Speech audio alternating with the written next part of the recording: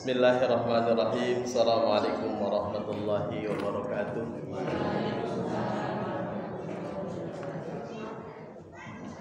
Alhamdulillah wa syukru ala ni'amillah. Salatu wassalamu ala Rasulillah wa ala alihi wa ashabihi wa man wala. La nabiyya wa la rasula ba'da, amma ba'd.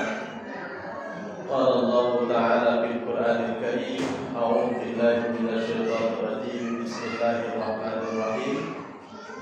Ya ayyuhalladzina amanu taqullaha haqqa tuqatih wa la tamutunna illa wa antum muslimun. Shadaqallahul azim wa shadaqa rasulul karim.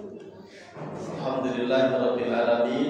Yang kita hormati, kita tampimi para sesepuh di Masjid Darul Jannah, wabil khusus Ketua Takmir, Ketua Panitia Ta'lim, Bapak Ibu hadirin hadirat yang insyaallah semoga sore hari ini kita senantiasa mendapatkan limpahan rahmatnya, maghfirah dan juga maghfirahnya dari Allah Subhanahu wa Ta'ala. Amin ya Allah ya Rabbal alamin. Salawat dan salam kita limpah hadiahkan, puji syukur kita panjatkan kepada Allah. Salawat dan salam kita limpah hadiahkan kepada baginda Agung Habibana wa Nabiyana Muhammad sallallahu alaihi wasallam. Bapak Ibu rahimakumullah, gimana kabarnya? Sehat Bapak Ibu? Yang belakang terdengar enggak Bapak Ibu? Terdengar ya. Bapak Ibu rahimakumullah, di sore hari ini insyaallah kita akan, karena ta'limnya rutin ya, ta'lim rutin sore hari ini Bapak Ibu, saya ingin sharing saja dengan Bapak Ibu. Di dalam Al-Quran saya mengawalinya begini Bapak Ibu. A'udzubillahi minasyaitonirrajim. Bismillahirrahmanirrahim. Allah berfirman di dalam surat Al-Mulk. A'udzubillahi minasyaitonirrajim. Bismillahirrahmanirrahim. Tabarakalladzi biyadihil mulku wa huwa ala kulli syai'in qadir. Alladzi khalaqal mauta wal hayata liyabluwakum ayyukum ahsanu amala. Alladzi khalaqal mauta wal hayata liyabluwakum ayyukum ahsanu amala. Huwa ala kulli syai'in qadir. Bapak Ibu rahimakumullah, hari ini kita masuk di pertengahan, ya, insyaallah sudah sampai ke hari 16 di bulan Ramadan. Ya. Jadi 16 itu Bapak Ibu kalau di dalam kategorisasi yang dibuat oleh Imam Al-Ghazali itu ada 3 fase, 10 awal, 10 pertengahan dan 10 akhir. Jadi 10 awal maghfirah, 10 kedua, 10 awal rahmah, kedua maghfirah, ketiga itu minanar. Walaupun Bapak Ibu sebenarnya hari-hari di bulan Ramadan itu terdiri dari 3. Yang pertama adalah penuh rahmat Allah, yang kedua adalah penuh maghfirah Allah, yang ketiga kalau orang sudah diampuni Allah, ya tempatnya tidak di mana lagi kecuali di surga Allah. Bapak Ibu rahimakumullah, ayat tadi ya menjelaskan kepada kita, mengingatkan kepada Bapak Ibu, saya dan kita semuanya bahwa hadirnya Ramadan dalam rangka kita bisa kembali kepada Allah sesuai dengan jurusan yang sebenarnya. Kita berada di shiratal mustaqim, jalan yang lurus, jalan kembali yang sesungguhnya. Karena dulu kita berasal dari surga, Nabiullah Adam, nenek moyang kita, Allah ciptakan di surga, dan kita pun harus kembali ke surga. Maka hadirnya Ramadan sebenarnya agar kita layak kembali kepada surga Allah Subhanahu wa Ta'ala. Kalau kita tadi dalam Al-Quran Allah menyampaikan Allah menciptakan hidup mati. Maka Bapak Ibu, kalau kita melihat perjalanan hidup kita, siklus perjalanan hidup kita bisa melihat dari sebelum kita masuk ke dunia itu kita berada di alam rahim, sebelum di alam rahim kita di alam ruh. Ini adalah perjalanan sudah kita lewati. Jadi kita berasal alam ruh, kemudian masuk alam rahim, kemudian kita masuk alam dunia. Maka dari alam dunia ini Bapak Ibu kita masih akan melanjutkan perjalanan kembali kemana? Ke alam barzakh atau alam kubur. Nanti kita akan dibangkitkan, kita akan masuk ke alam mahsyar. Dan di alam mahsyar itu kita akan dikumpulkan dari mulai umat Nabiullah Adam alaihissalam sampai umat Rasulullah. Ada peristiwa di sana, salah satunya adalah kita akan dimintakan pertanggungjawaban semuanya. Ada disebut dengan yaumil mizan, hari kita itu dihitung. Yaumil mizan, hari kita itu ditimbang amal baik, amal tidak baik. Maka di dalam Al-Quran ada namanya Al-A'raf. Al-A'raf. Ya, kalau saya tanya sama Bapak Ibu, ketika ditimbang amal baik dan tidak baik, qadarullah. Ada si A, amal baiknya 50, amal tidak baiknya 50, kira-kira masuk surga atau masuk neraka? Kira-kira masuk apa? Surga, ininya begitu ya. Ada enggak yang versi lain? Kan kita besok insya Allah kembali ya. Ketika di mahsyar kan ditimbang tuh, salah satunya amal baiknya berapa? Contoh 50% amal baik, 50% amal tidak baik. Maka keputusan Allah kan setelah itu ada al-jaza. Allah putuskan. Tempatnya cuma dua, surga atau neraka. Ya, ketika ditimbang dihisab dan ternyata hisabnya antara amal solih dan amal yang tidak baik, amal baik dan amal yang tidak baik itu sama, kira-kira masuk surga atau masuk neraka, atau masuk surga masuk neraka akhirnya gitu. Kira-kira masuk mana Bapak Ibu? Neraka dulu terus masuk surga ya. Karena Bapak Ibu, akidah Mu'tazilah itu mengatakan surga neraka tapi ada tengah-tengah. Namanya al-manzil bainal manzilatain. Bagi siapa? Bagi orang yang punya iman kepada Allah tapi melakukan dosa besar. Jadi orang yang melakukan dosa besar tapi dia masih ada iman di dalam hatinya, dia tidak layak masuk neraka. Kenapa? Karena masih ada iman.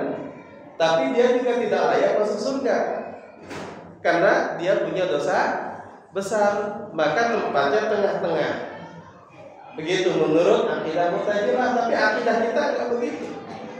Akidah kita harus milih surga atau neraka. Maka tadi pertanyaannya, kalau ternyata pahalanya contoh 50%, dosanya 50%, kira-kira mampir neraka dulu baru masuk surga, atau masuk surga langsung, atau masuk neraka terus, itu kan? Kira-kira mana Bapak Ibu? Atau tidak masuk neraka, itu kan? Dihisab dan masuk surga. Yang mana kira-kira Bapak Ibu? Itulah yang dijawab ada di dalam surah Al-A'raf. Ya. Maka di dalam surat Al-A'raf, kalau Bapak Ibu nanti dibaca terjemahnya, ada di sana A'raf itu adalah tempat tinggi. Ya, tempat tinggi. Jadi orang-orang yang pahala dan dosanya itu seimbang, maka nanti Allah akan taikkan dia ke A'raf, ke tempat yang tinggi. Dia bisa melihat surga, dia bisa melihat neraka. Maka ketika dia melihat surga, dia berbahagia kepada Allah Subhanahu wa taala dan meminta, ya Allah, adkhilni ilal jannah. Masukkan aku ke dalam surga. Kata Allah, lihat neraka, enggak mau. Maka kalimat dalam Al-Qur'an wa yusyarrif. Kemudian Allah palingkan wajahnya untuk melihat neraka. Dan orang itu melihat neraka ketika di neraka itu ada golongan yang dia kenal dulu di dunia. Yang pertama, orang itu orang kaya raya. Yang kedua, orang itu orang punya jabatan. Maka di dalam Al-Quran disebutkan orang yang di Arab akan mengatakan, hei Pak Fulan, kamu dulu kaya raya, pelit tapi, nah gitu kan? Apakah kekayaanmu bisa menyelamatkanmu sekarang dari neraka? Yang kedua, ada orang punya jabatan. Hei Pak Fulan, dulu kamu sebagai pejabat ABC dan sebagainya, tapi sombong. Apakah jabatanmu sekarang yang dulu kau sombongkan di dunia bisa menyelamatkan atau tidak? Jadi ini Allah memberikan satu informasi yang di dalam Al-Quran terkait orang-orang yang masuk neraka itu siapa? Orang-orang yang sombong. Sombong karena kekayaan sehingga dia menjadi pelit. Ya, yang kedua sombong karena jabatan. Maka orang-orang sombong kemudian Rasul mengeluarkan layat terjana maka fi qalbihi mithqala dzarratin minal kibri, tidak akan pernah atau tidak masuk surga orang yang di dalam hatinya ada sombong walaupun sebesar dzarrah. Sombong itu apa Bapak Ibu? Contohnya apa? Alamatnya tandanya dua.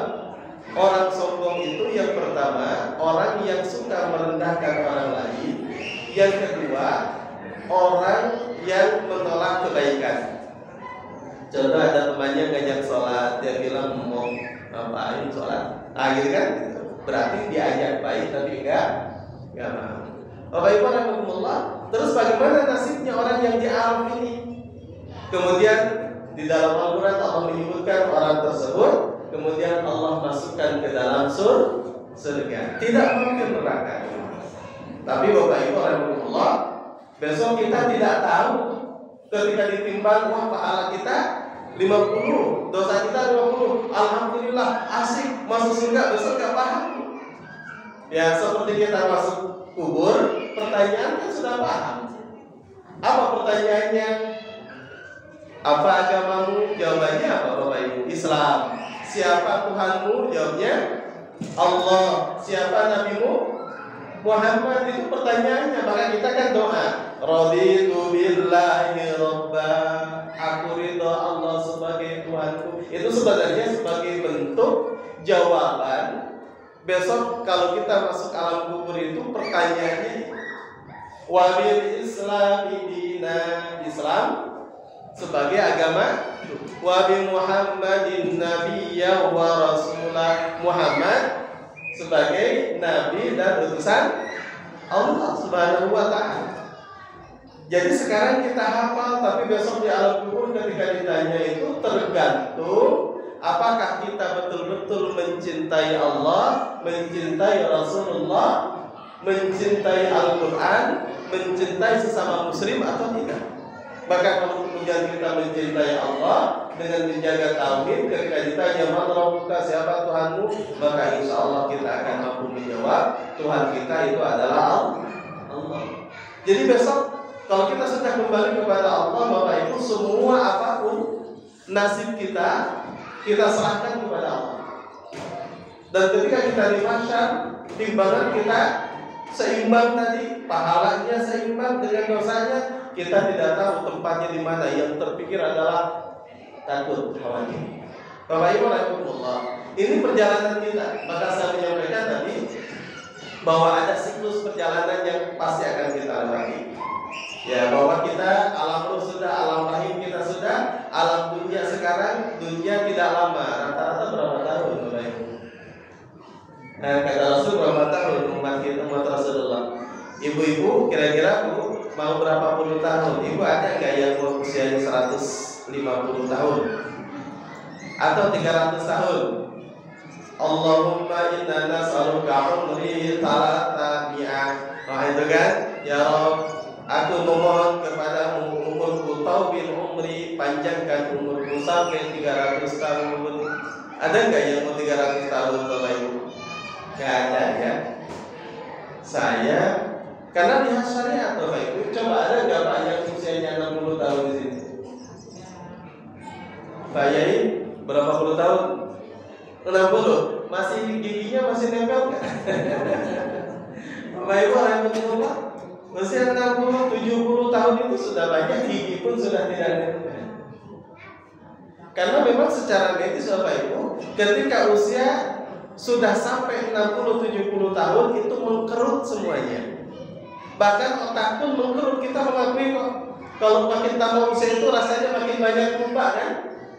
Ini karena memang kemampuan otak berkurang juga. Bahkan yang dulu sudah hafal juga lupa, yang hafal yang nggak hafal-hafal. Ya itu sama, saya juga ketika usia 40, sudah 40 tahun itu sudah mulai banyak berkurang. Bahkan keinginan pun sudah mulai banyak berkurang. Maka kata Rasul, ahmaru ummati min sittin ila sab'in. Rata-rata umur umatku antara 60 sampai 70 tahun. Maka Bapak Ibu rahimahullah, sekarang kalau yang sudah usia 60 berarti kita menjadi tanda ya. Kalau anak-anak kan nyanyinya apa? Lampu kuning, hati-hati, itu kan. Lampu merah, tanda mati ya. Ya. Jadi Bapak Ibu rahimahullah itu 60 70. Kemudian hadis mengatakan yang lebih dari 70 itu qalil, enggak banyak. Ada ya, tapi enggak banyak. Bapak pinten sih? 72. Ya, 72. Ayah saya usianya 76. Dapat istri usianya 32.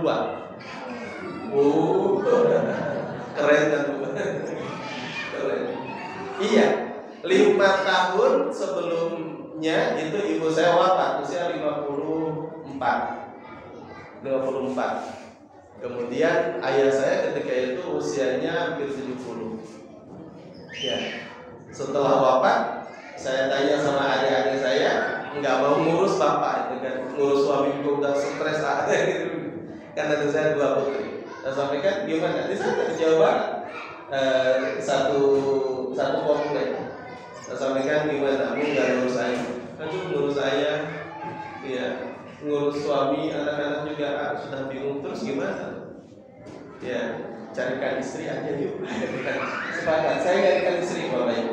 Jadi 40 harinya itu kan kalau di Jawa masih ada tahlilan ya.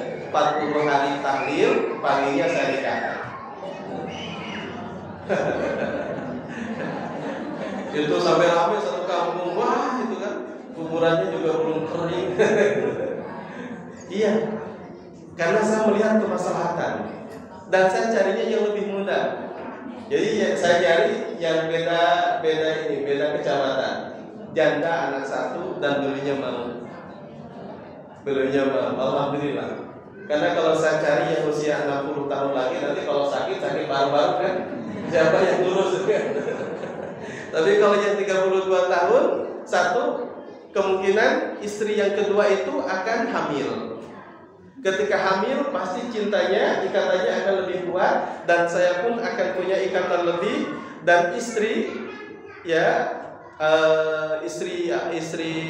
ayah saya itu pasti punya semangat juga untuk ngurus dan sebagainya dan insya Allah punya waris juga. Itu kan, gitu. Yang kedua, Bapak Ibu cari yang lebih muda karena ngurus orang sepuh yang sudah 70 tahun. Tapi alhamdulillah sekarang 76 itu masih suka renang dengan istrinya, cari tempat renang kan. Karena istrinya muda jadi ke bawah muda. Ya tergantung kan Pak. Coba Bapak kalau temannya anak muda coba. Semangatnya muda kan. Anak muda temennya yang tua ya Bapak. Gitu Pak. Kita itu bersama dengan teman tukang parfum ikut wangi kan. Bersama teman kita itu tukang jualan terasi kira-kira ikut bau enggak? Ya ikut bau. Nah, dengan yang masih muda ikut terbawa semangat. Bapak Ibu rahimahullah itu 40 hari. Alhamdulillah sampai sekarang 40 hari setelah wafat istri. Enggak apa-apa Bapak Ibu. Maka Ibu kalau bilang sama Bapak kalau Ibu wafat, Bapak cepat nikah aja biar Bapak panjang usia gitu kan. Enggak, karena besok kalau di surga itu Bapak tetap dengan istri yang terakhir. Ibu wafat, istri terakhir Bapak siapa? Ibu wafat akan bersama dengan suami terakhir. Jadi kalau ibu wafat, suami terakhirnya siapa? Ya Bapak ini. Nikah lagi contoh dan sebagainya. Tapi kalau kemudian Bapak wafat, tetap istri-istrinya itu akan bersama. Kalau semuanya menjadi di surga, besok insya Allah akan bersama. Tapi biasanya kalau ibu wafat jarang nikah lagi. Dan begitu Bapak Ibu. Saya di rumah sakit itu nggak tahu ya. Saya di RSCPDA begitu. Setiap hari melihat wafat itu biasa. Ya makanya itulah perjalanan. Jadi kalau melihat kemarin Bapak Ibu saya mau bersamai mentalkin bapaknya usia 63 di Raudhah dan alhamdulillah saya bersyukur karena ketika dituntut itu beliaunya mampu mengucapkan kalimat la ilaha illallah. tidak sedikit yang tidak mampu. Jadi kalau di rumah sakit itu yang lahir ada, yang sakit ada, sehat, yang sakit terus keterusan sakit juga ada, yang sakit 14 juga ada. Maka yang sakit lanjut wafat itu yang bisa mengucapkan kalimat la ilaha illallah itu yang bisa dilihat itu nggak banyak karena memang kondisi sakit. Orang sepuh total, terkadang ya ketika dipanggil pun nggak nyahut, tapi insya Allah kalau dituntut dengar telinganya. Maka kemarin saya talqin Bapak Ibu dan beliaunya disampaikan oleh medis menuju sakaratul maut. Memang sudah tidak bisa sembuh lagi, nggak ada obat apa-apa. Saya sempat tanya sama dokter, dok kalau pasien kritis koma, kira-kira ada nggak antibiotik yang ruhnya itu bisa balik lagi? Nggak ada katanya, nggak ada. Jadi kalau sudah dipegang ini dingin, kaki dingin kan semua dari ujung. Nanti ketemunya di tenggorokan. Kalau sudah di tenggorokan, taubat sudah tidak diterima. Yang kedua, kalau matahari sudah terbit dari barat, taubat sudah tidak diterima. Jadi kalau masih dingin, ini hangat, berarti masih proses pencabutan ruh. Dan itu nggak setengah jam, Bapak Ibu. Ada yang 1 hari, ada yang 1 hari 1 malam, bahkan ada yang lebih dari, ada yang 5 jam, ya tergantung. Wallah, ya. Jadi Bapak Ibu rahimahullah, ketika dituntut, alhamdulillah beliaunya dengan suara yang berusaha untuk tentu la ilaha.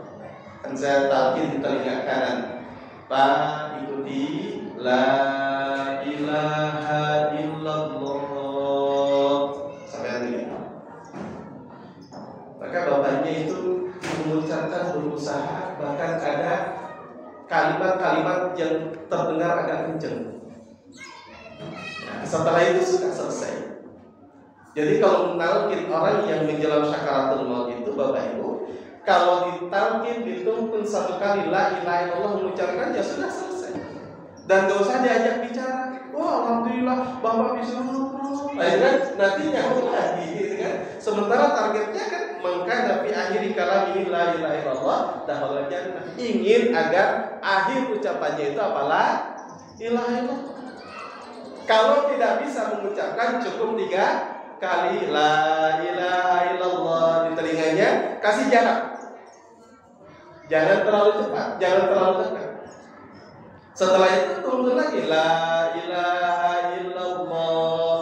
Kasih jeda setengah menit atau 1 menit.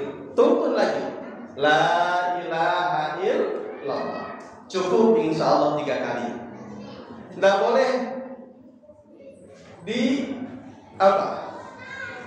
dituntun terus. Maka dalam kitab At-Tadhkirah kan Syekh Al-Qurtubi, jangan diulang-ulang terus, khawatir yang bersangkutan malah marah nanti mengucapkan kalimat kekufuran. Bapak Ibu, kalau kita dituntun terus sementara kita sudah merasa mengucapkan, kira-kira marah enggak? Iya. Cuman kan tidak bisa merespon. Begitu. Maka cukup 3 kali. Tidak terus-terusan. Tapi kalau bisa mengucapkan cukup satu kali. Maka apa yang rahimahullah itu adalah detik-detik penentu husnul khatimah. Dan di dalam satu kalimat begini, man asya ala syai' mata ala syai'. Barang siapa orang yang membiasakan hidup di dalam kebiasaan sesuatu, maka ala syai', maka kemungkinan besar orang tersebut akan wafat dalam kondisi sesuatu ini. Ya. Barang siapa orang yang membiasakan hidup dalam kebiasaan, maka kemungkinan besar dia akan wafat dalam kebiasaan itu. Ibu biasa baca Al-Quran rutin, maka kemungkinan besar wafat ketika baca Al-Quran. Bapak rajin tahajud, kemungkinan besar wafat dalam kondisi tahajud. Orang suka maksiat, kemungkinan besar wafatnya pun dalam maksiat. Orang biasa mengucapkan kalimat la ilaha illallah, wafatnya pun mungkin kemungkinan besar dalam kalimat la ilaha illallah. Maka dalam surat Al-Kahfi Allah menyampaikan begini, al-malu wal banuna zinatul hayati dunya wal baqiyatu sholihatu khairun thawaban mir rabbika wa khairun amala. Ada dua Bapak Ibu. Al-malu wal banuna zinatul hayatid dunya. Rabbana atina fid dunya hasanah. Jadi Bapak Ibu doa kepada Allah apa? Rabbana atina fid dunya hasanah. Rabbana ya Tuhan kami, anugerahkanlah kepada kami di dunia ini baik. Maka dijawab al-malu wal banuna zinatul hayatid dunya. Jika menurut Ibnu Abbas, jika Bapak Ibu dikasih harta yang banyak, halal, berkah, itu adalah tanda bahwa Bapak Ibu Allah anugerahi kebaikan di dunia. Wal banun, anak, jika Bapak Ibu dianugerahi oleh Allah anak yang solih solihah, itu adalah tandanya Bapak Ibu Allah anugerahi Bapak Ibu kebaikan di dunia. Bapak Ibu punya pasangan yang solih solihah, suami solih, Bapak punya istri solihah, ini berarti Bapak Ibu Allah anugerahi kebaikan di dunia. Bapak Ibu Allah anugerahi sehat, ini berarti Bapak Ibu diberi oleh Allah kebaikan dunia. Maka Rabbana atina fid dunya hasanah, ya Rabb anugerahkanlah kepada kami dunia ini baik, mencakup banyak hal. Ya. Yang kedua, wa fil akhirati hasanah, ya Rabb anugerahkanlah kepada kami di akhirat itu baik. Maka para ulama menyebutkan Bapak Ibu akhirat baik ini adalah dalam tafsir hampir semua rata-rata menyebutkan, walaupun ada tafsir-tafsir yang lainnya, tapi beberapa banyak ulama mengatakan ayat yang turunal jannah, bahwa di akhirat baik itu ya masuk surga. Di akhirat baik itu berarti masuk kubur Allah ringankan hisabnya, masuk alam mahsyar Allah ringankan hisabnya, kemudian lewat jembatan Shiratal Mustaqim lebar dan ujungnya masuk surga. Wa qina adzabannar, jauhkanlah kami dari siksa api neraka. Jadi kalau kita minta kepada Allah akhirat baik itu berarti masuk surga. Maka jawabannya wal baqiyatus shalihah khairun thawaban mir rabbika wa khairun amal. Jawabannya Bapak Ibu apa? Kebaikan di akhirat itu salah satu caranya dengan al-baqiyatus shalihah. Apa al-baqiyatus shalihah? Dalam Al-Quran, al-baqiyatus shalihah itu adalah pahalanya baik di sisi Allah, dan al-baqiyatus shalihah itu adalah amaliyah yang bisa dijadikan sebagai cita-cita masa depan yang baik. Bapak Ibu, apa baqiyatus shalihah? Maka di dalam tafsir Jalalain ya disebutkan karya Syekh Jalaluddin As-Suyuti dan Syekh Jalaluddin Al-Mahalli, al-baqiyatus shalihah itu apa? Subhanallah, alhamdulillah, Allahu akbar, la ilaha illallah wa zada ba'duhu, dan ulama sebagian menambahkan wala haula wala quwwata illa billah. Kemudian tafsir yang lain disebutkan al-baqiyatus shalihah apa? As-shalawatul khamsi, salat 5 waktu. Saya renungkan Bapak Ibu, iya. Ternyata subhanallah, alhamdulillah, Allahu akbar, la ilaha illallah, wala haula wala quwwata illa billah, dan juga salat 5 waktu itu besok menjadi kunci kita masuk surga. Ya. Bapak Ibu rahimakumullah, termasuk juga subhanallah, alhamdulillah, Allahu akbar, la ilaha illallah, wala haula wala quwwata, ini termasuk juga sebagai pintu jembatan kita wafat husnul khatimah. Dan orang yang wafat husnul khatimah itu apa? Orang yang Allah akan ringankan hisabnya di kubur, Allah akan ringankan hisabnya besok di mahsyar, dan Allah pastikan tempatnya besok ringan masuk surga. Kalimat itu la ilaha illallah. Ternyata saya menemukan Bapak Ibu di dalam hadis kata Rasulullah, ba'da sholat baca subhanallah, alhamdulillah, Allahu akbar, la ilaha berapa kali? 33 kali. Tujuannya agar apa Bapak Ibu? Agar lisan kita biasa mengucapkan itu. Lisan kita biasa mengucapkan zikrullah. Terus saya temukan masuk ke salah satu bangsal di rumah sakit. Kesadarannya mulai hadir. Mulutnya ngomongin kebun binatang. Kebun binatang keluar semua Bapak Ibu. Setengah sadar. Ketika sadar dia tidak ingat apa yang diucapkan. Ada pasien yang habis operasi, bibi saya, Bapak Ibu. Ini bukan pasien yang lain, bibi saya dioperasi di PDHI. Ambil tentunya, keluar dari ruang operasi, astagfirullah, astagfirullah, sampai bangsa. Ketika sadar, saya tanya bibi, ingat enggak apa yang diucapkan tadi? Enggak ingat. Kira-kira Bapak Ibu, ketika dibius tadi, contoh bibi saya, biusnya masih ada, tapi setengah sadar, mengucap kalimat astagfirullahaladzim, kira-kira kenapa istighfar itu keluar? Apakah yang bersangkutan jarang mengucapkan atau karena sering mengucapkan? Karena sering mengucapkan.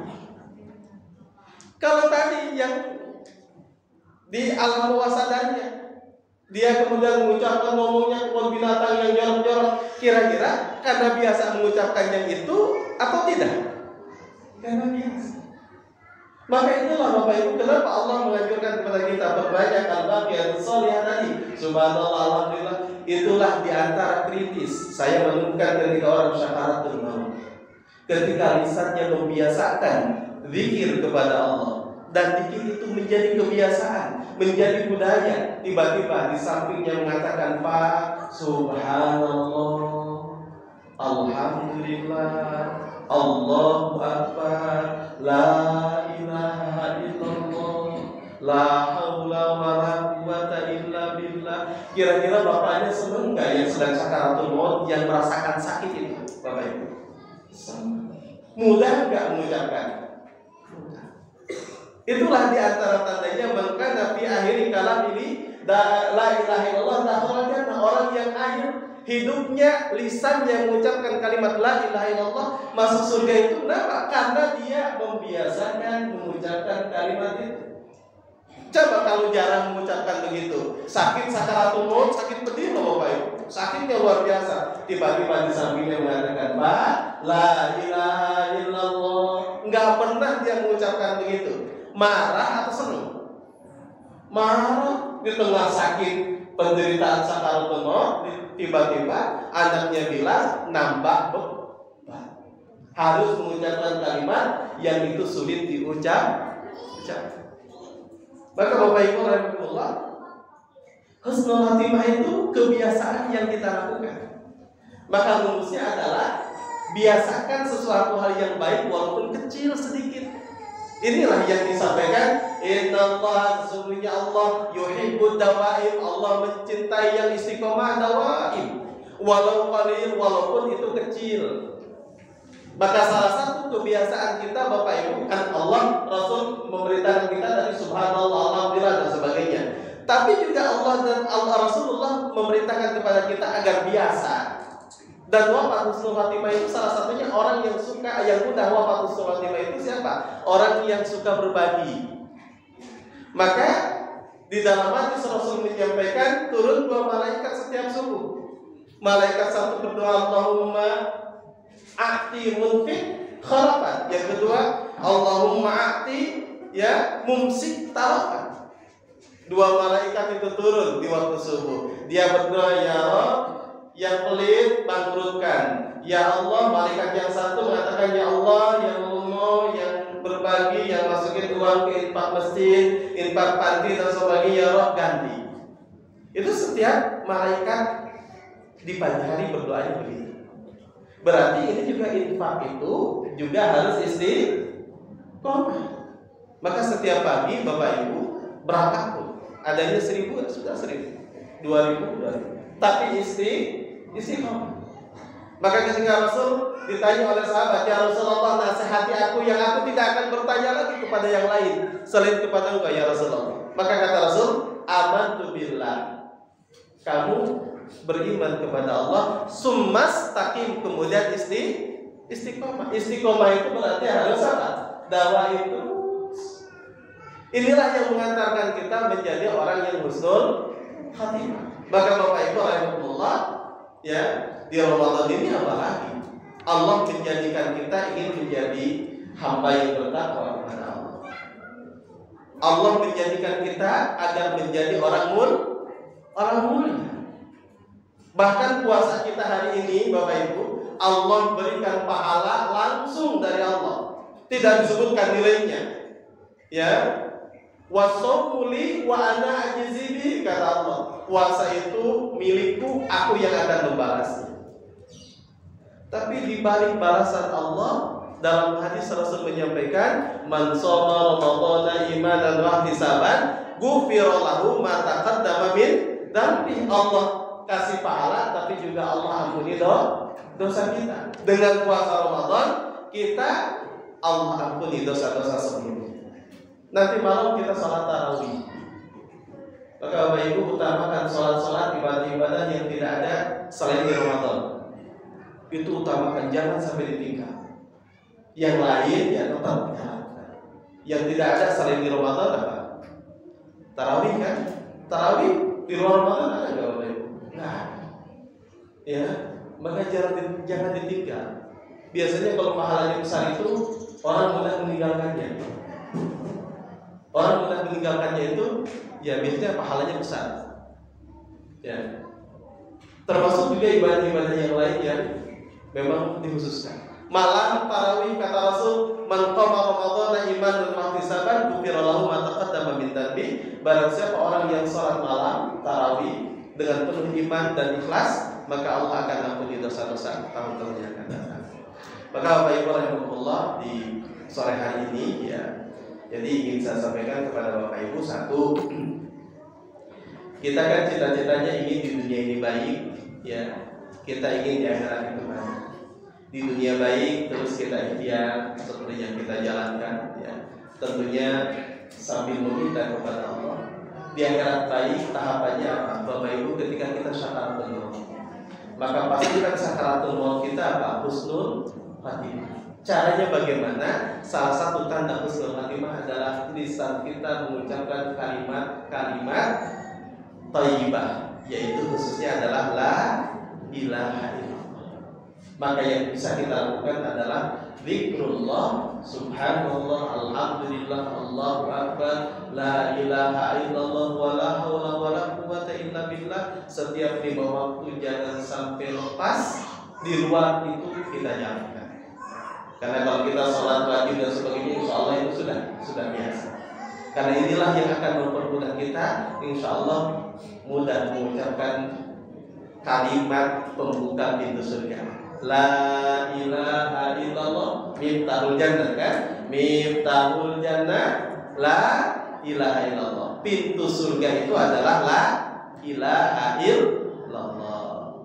Bapak Ibu, Ramadan kemarin ada nggak sahabat kita yang hari ini Ramadan ini sudah tiada? Banyak ya, apalagi COVID tahun kemarin. Saya Juli juga sampai 100. Ya, dulu kayaknya sampai daerah sini. Tapi tim saya nggak ikut. Tim putri sampai sini, daerah Pandian atau mana katanya, dari RSI ke sini. Ya, sampai ke Jalan Batulan. Ya, Ustadz saya, Ustadz Didi Purwodarsono juga COVID Bapak. Itu Bapak Ibu, insya Allah husnul khatimah. Orang-orang yang terkena COVID, karena tandanya orang-orang yang husnul khatimah itu adalah orang-orang yang wafat sebabnya kena wafat. Maka orang-orang yang kena COVID kemarin, kalau orang baik, insya Allah husnul khatimah. Ya, tapi insya Allah kita juga masih bisa menggapai husnul khatimah. Karena kata Rasul, Bapak Ibu, khairun nas, manusia terbaik itu siapa? Orang yang Allah kasih usia panjang, wa hasuna amalu, tapi amal kebaikannya banyak. Yang kedua adalah wa syarrun nas, manusia terjelek siapa? Orang yang Allah anugerahi usia panjang, wa sayyi'atu amalu, tapi usia panjang tidak menambah amal sholih. Maka PR kita adalah perbanyak terus amal kebaikan. Oke, Bapak Ibu rahimahullah, ini yang bisa saya sampaikan. Ada yang mau ditanyakan? 1, 2, 3, 4, alhamdulillah. Ya.